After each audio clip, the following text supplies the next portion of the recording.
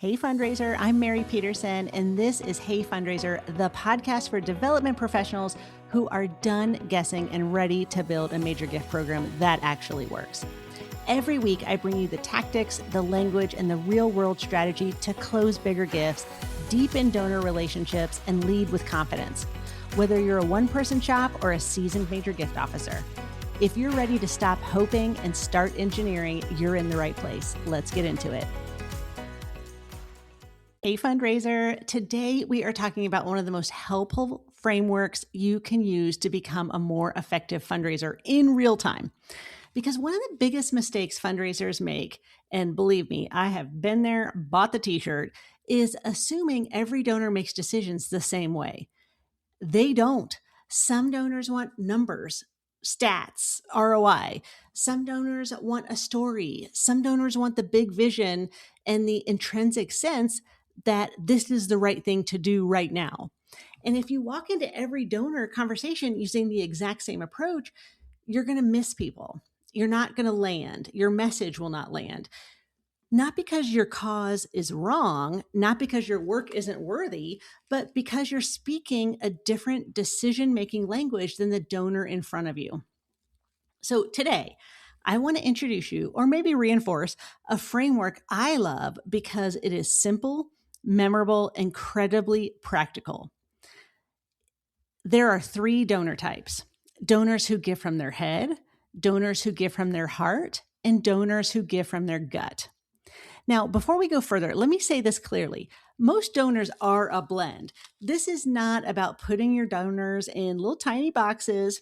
It's about noticing their dominant decision-making style so that you can adjust your communication and approach. Because the best fundraisers are not robotic presenters, they're responsive communicators. So let's talk about what each type values, how to recognize the types, what to avoid, and how to adapt your conversations without becoming inauthentic. First and foremost, fundraising, it's not just about what you say, it's about how the donor receives what you say. And when there's a mismatch, the conversation feels off. And you've probably experienced this. You bring a beautiful bunch of stories to someone who really responds to metrics. Or you bring a data heavy pitch to someone who wants to know whose life is changing. Or you give a long, careful explanation to someone who already decided 5 minutes in and just wants to move forward. So this kind of mismatch creates drag, for the lack of a better word. So the goal is not manipulation. The goal is attunement. You are paying attention to how the donor makes meaning and how they make decisions. So at the end of the day, it's just respectful and frankly, just more effective. So let's start with the donor who gives from their head. These are the people who tend to process through logic, evidence, structure, and reason. This donor often wants clarity before they make a commitment. I mean, they're asking questions like, does this make sense? Is this credible? What's the plan? Like, do they want the details? How is success going to be measured? Why this strategy and not another strategy? Or what happens if this is not funded? Is this organization effective?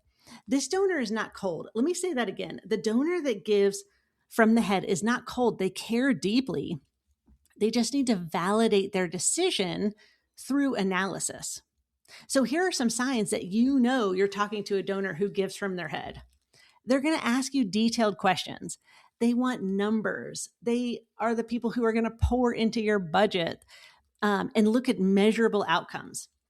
They're also quite interested in systems, strategy, and infrastructure, and they appreciate clarity and specificity. Now, these donors might take a little longer to decide because they want confidence, and sometimes confidence means mulling things over, right? They give from their head. They may challenge assumptions or ask follow-up questions that feel quite rigorous, but it's really because they care. I mean, what donors who give from the head need from you is confidence in your organization's competence. They need clear articulation of the problem, the plan, the evidence, and an expected result. And they need to trust that their investment is well placed. So here's what works really well with donors who give from their head: data, metrics, outcomes, plans and timelines, budget rationale, comparisons and logic, concise answers to questions. And what I would recommend that you avoid doing is relying only on emotion when you're talking to these donors. And you don't want to be vague. You don't want to oversell. And you don't want to respond defensively when they ask you the hard questions. For a donor that gives from their head, hard questions are often a sign of engagement, not rejection. So here's some example language for a donor who gives from their head. You might say something like, "You're exactly right to ask how this would scale. Here's what we know from the pilot program. Here's what's changed, and here's what an expanded investment would allow us to do over the next 6 months." Or you could say something like, "One of the reasons we're confident in this model is that we've seen a 28% improvement in retention of participants who received this particular level of support." Another good example is, at this funding level, we can serve this number of families, track these 3 outcomes, and evaluate progress on a quarterly basis. So a donor who gives from their head wants to understand the logic behind the invitation to give and the logic behind the outcomes that your organization is going to produce. And they just like stats and numbers. So you just might get a lot of questions. But let's talk more about a different donor. Let's talk about the donor that gives from their heart. These people tend to process through empathy and values and connection and story. I mean, this donor wants to feel the human stakes, like if they make their gift or if they don't make the gift. So they're often asking questions like, who's affected? Like, what does this mean for real people? What kind of suffering or struggle is being relieved? What kind of hope is now going to become possible? Why does this matter now? Now, sometimes fundraisers think that the donors who give from their heart can somewhat be irrational is a strong word. I mean, they're not irrational. They just want to feel something. Like they tend to open up through emotion and relationship. They're very, very, very different from donors that give from their head. So here are some signs that you might be talking to a donor who gives from their heart. They ask more about the people that are being served by your programs than the programs. They respond strongly to stories, right? They lean in, they have facial expressions, they might shed a tear. They share their own personal experiences and family connections to like what your organization does. They care deeply about the dignity of the people that are being served, the compassion that your organization gives, and just the overall human impact of the outcomes. And they want to know who is being helped and how it feels for them. So what donors who give from their heart need to hear from you is the connection, the meaning. They need to understand the human story of the work, and they want to know that their giving is going to touch real lives in real ways. So what works really well with these types of donors are stories, donor-centered impact language, specific examples of lives changed. Like you could say, we helped 60 students. That's not going to land as much as, let me tell you about Sarah. They want emotionally resonant outcomes. They want language around belonging and relief, opportunity, hope, dignity. And they like having a personalized connection to the mission. So when you're talking to a donor who gives from the heart, I mean, whether it's an ask or you're just in cultivation, you don't want to bury them in spreadsheets. You don't want to sound clinical. You don't want to strip all the humanity out of the conversation. And you don't want the work to feel transactional. So here's a couple examples of what might land for a donor who gives from their heart. I keep thinking about one mother we served who told us that for the first time in months, she slept through the night because she knew her child was finally safe. Big impact for a donor who gives from their heart. Or another example is what your support really does is it gives families breathing room. It gives them stability in a moment when everything feels uncertain. So you can see I'm using feeling words, and this kind of message is going to land. And then another example would be this is about more than access. This program that we're talking about is about dignity. It's about someone being able to receive care close to home because of delayed treatment, because the barriers just feel so high and insurmountable to a patient. So these are the kinds of language, the terms that donors who give from their heart often respond to. Now, the third category is donors who give from their gut. This one is so interesting to me because they often make decisions very quickly and almost intuitively. I mean, they tend to ask, and I don't know if it's consciously or unconsciously, but they tend to ask themselves things like, does this feel right? Is this timely? Can I see an opportunity here? Do I trust the leader? Do I want to be a part of this? Well, donors who give from their gut, they make kind of big decisions relatively quickly because they get a good feeling about you. They get a good feeling about the population you serve. They get a good feeling about the programming, the leadership, the organization. I mean, even the vision or the offer that you're putting in front of them. And they're often less interested in over processing. Now, that by no means does that mean that they're careless. It just means that they are often making high trust, instinct driven judgments. So here are some signs that you might be talking to a donor who gives from their gut. They decide faster than expected. They respond to vision and timing and leadership. They don't necessarily want to hear every last detail before making their decision. And they might just say things like, this just feels important to me, or I like where this is going. And they can be generous when the opportunity feels just aligned and alive. Like it just kind of clicks for them in their gut and they go with it. They trust those instincts. So, what donors who give from their gut need from you is really confidence and momentum. They need to trust you and the leadership, but they also need a clear sense that this opportunity matters and that now is the most meaningful time to ask.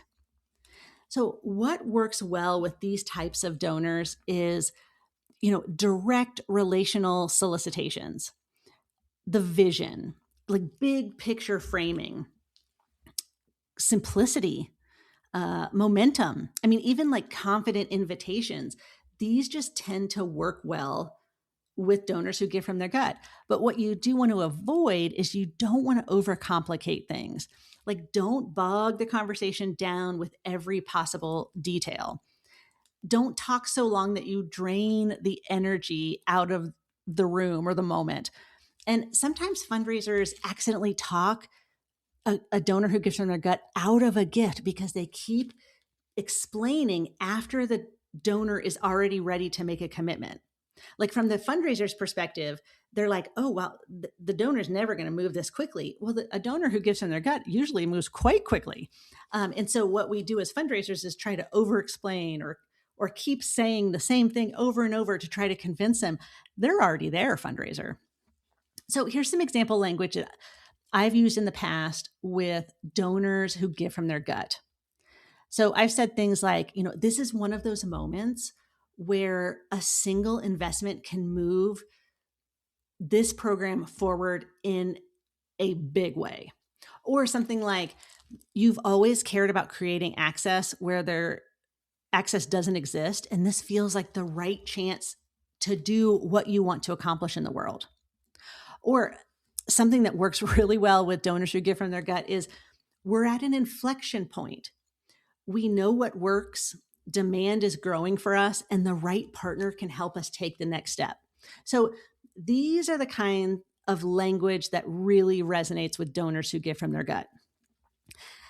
So fundraiser, before I go into, how to identify these types of donors and kind of cues and clues to look for, as fundraisers, we also tend, or just as humans, we tend to fall into one of those categories.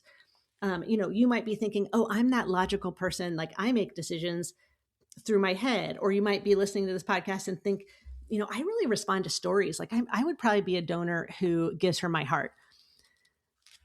Where most fundraisers go wrong with this strategy is that they're whether their head, their heart, or their gut, they put that first instead of the person who's across from them.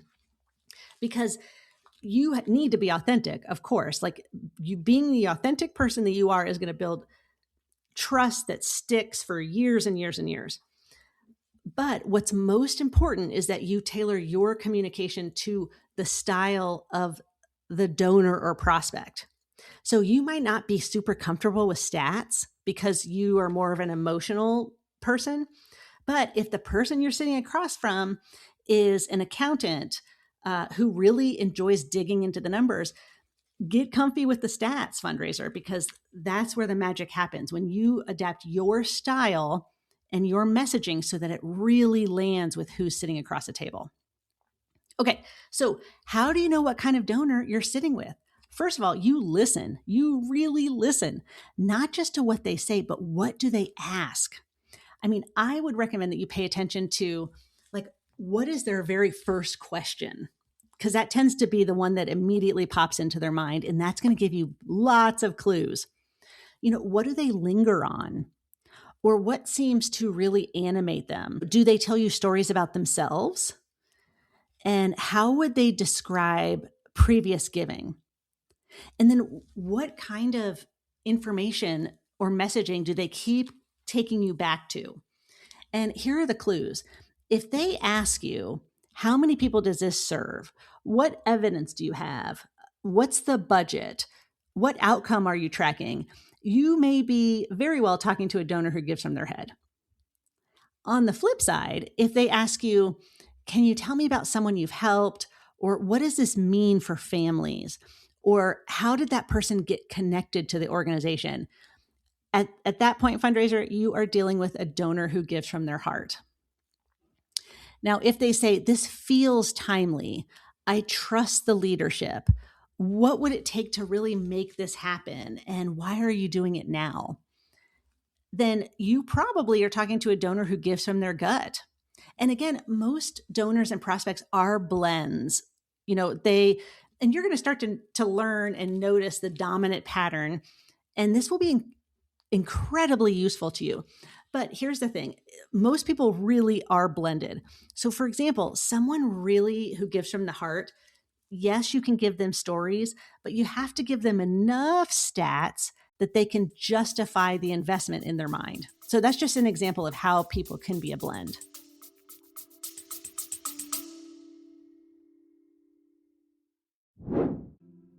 Hey, fundraiser, before you sign up for another fundraising conference where you might leave with a good tote bag but zero strategy to raise more money, let me invite you to Major Gift Momentum. This is my private coaching group where you'll get weekly coaching calls with me, access to my full Major Gift curriculum, and a community that's actually moving the needle. Major Gift Momentum isn't based in theory, it's based in action. Members are closing 5- and 6-figure gifts within 3 months of joining. Heather just closed a $245,000 gift. Jacelyn just closed a $212,000 campaign gift. And Georgette just got a $500,000 commitment. All within 3 months of joining Momentum. Each of these Momentum members didn't think the donor would give that much, but once I taught them my method, they are raising money at a whole new level. So would you like in, fundraiser? If you do, go to heyfundraiser.com/momentum and let's get started.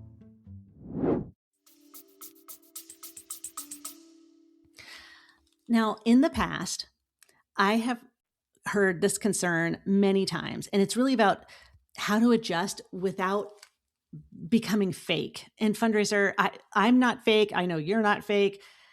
There's one Mary. There's a Mary that is talking to you on this podcast. There's a Mary that goes out with friends.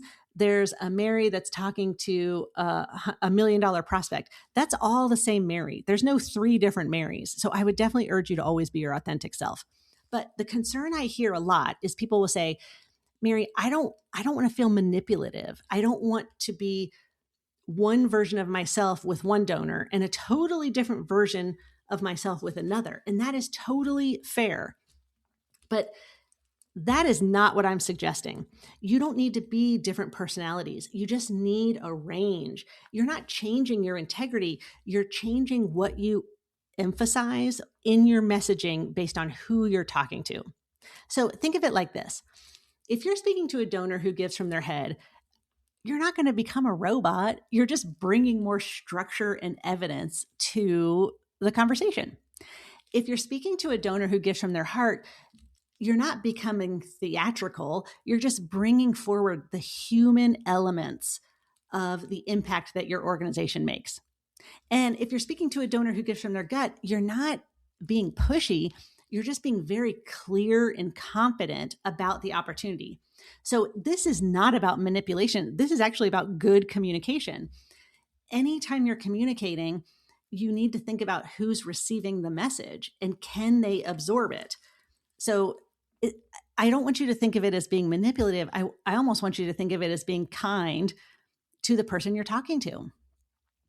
So let's pivot a little bit because, I'm all about having a really confident solicitation. And I want to talk about how these donor types change the way you ask for an actual gift. Now, I talk about this in my book, which is What to Say, 12 Major Gift Asks to Get a Yes, which I'll link this in the show notes.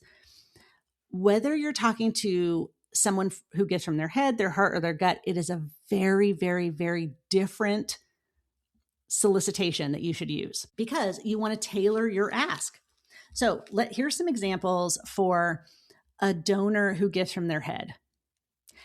First of all, you want to make the rationale of your offer very clear. It needs to be grounded, it needs to be specific, and then logical. So you might say something like, I'd love to invite you to consider a gift of $50,000 to help expand this initiative. At that level, we can serve an additional 100 students, track 3 core outcomes, and evaluate the progress over the next academic year.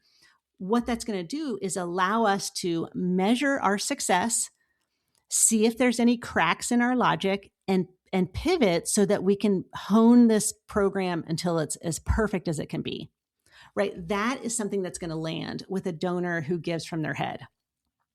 Now, when you're asking a donor who gives from their heart, you must connect the ask to the human outcome. So you might say something like, I'd love to invite you to consider a gift of $50,000. This investment would help more families receive support before a crisis becomes catastrophic. And it would create sustainability and relief for people who carry so much right now, right? Like that, you've got the feelings, you've got all the things kind of wrapped up. The other way to ask is to ask with a little story.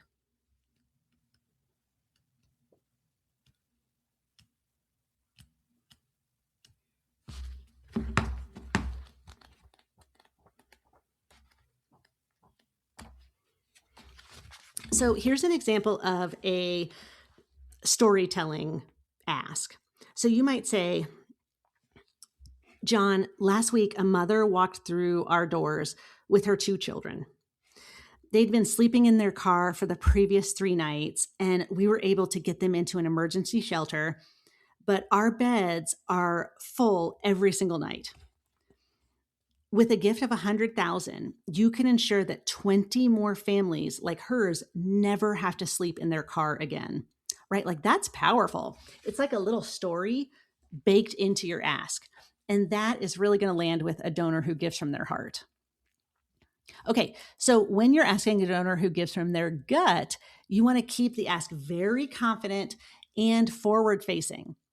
So you could say something like, I'd love to invite you to help us move this forward with a gift of 50,000. This is such a timely opportunity, and your partnership with us would make a significant step in the right direction when it matters most.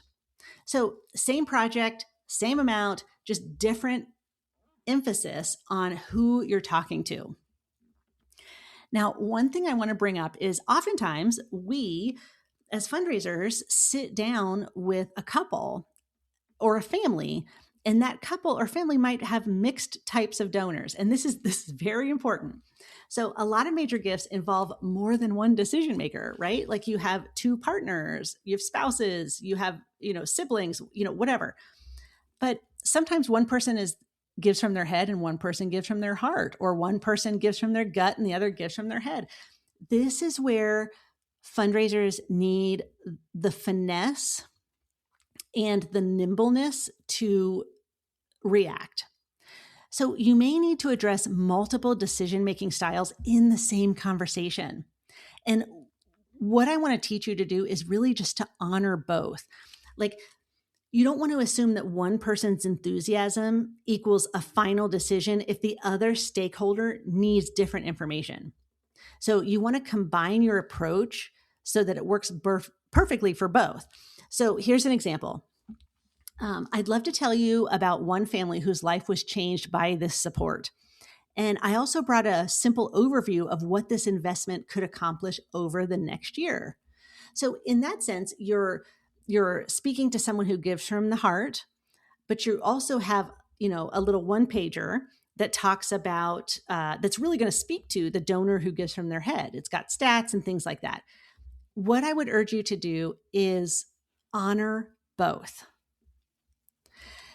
So the other thing I want to talk about in this podcast is your own default style as a fundraiser. So let's turn the mirror around. You probably have a default style. Like most fundraisers naturally lead from their head, their heart, or their gut. Like some of you are fundraisers who use their head. Like you love the case, the structure, the data, and the plan. And then some of you are fundraisers from the heart. Like you can tell a story like nobody's business and really hone in on the connection, the emotion, the relationship. And then some of you listening are fundraisers who communicate from their gut. Like you love the big vision, the momentum. You see values in the person that's sitting across the table from you, and those values are reflected in your organizational values. None of these are wrong, but your default can become a blind spot if you assume that donors process the same way that you do. So I want you to ask yourself, what style do I naturally lead with? Like, where am I the strongest? Where am I the weakest? And which donor type do I struggle to communicate with in an easy way? This kind of self-awareness really matters. So take 10 minutes and really think about it. Okay, so I want to leave you with a practical next step before your next visit. So before your next donor meeting, I want you to write down 3 bullets under each of these headings. So the head, what data, logic, or structure is going to matter to this person? Or if they're a donor who gives from their heart, what story or human impact is really going to resonate with this person? Or if the person gives from their gut, what is the bold, timely, strategic opportunity that I can present? So when you prep in this way, you're going to walk in more confident and ready, and the donor is going to feel it. You're not going to sound canned. You're going to sound responsive, and that's exactly what you're looking for. So here's the main takeaway. Your job is not to force every donor into your preferred communication style. Your job is to notice how they make decisions and meet them there. Donors who give from their head want clarity. Donors who give from their heart want connection. Donors who give from their gut want conviction. And when you learn to recognize those patterns, your conversations are going to become deeper and better, and your asks are going to become stronger. Your donors are just going to feel understood at a deeper level, and that is a gift in and of itself. All right, thanks for tuning in today, fundraiser. I hope this episode gave you like a useful lens on how to look at your donors and then build really responsive messaging tactics so that they land. Okay, fundraiser, I'll see you next time. Fundraiser, thank you for being here. This work you do, it matters. You are the bridge between generosity and impact, and don't let anyone, including the hard weeks, convince you otherwise. If today's episode gave you something useful, please pass it along. One share, one text to a colleague, one review on Apple Podcasts. That's how this show reaches the people who need it most. Come find me at heyfundraiser.com, and I'll see you next Friday.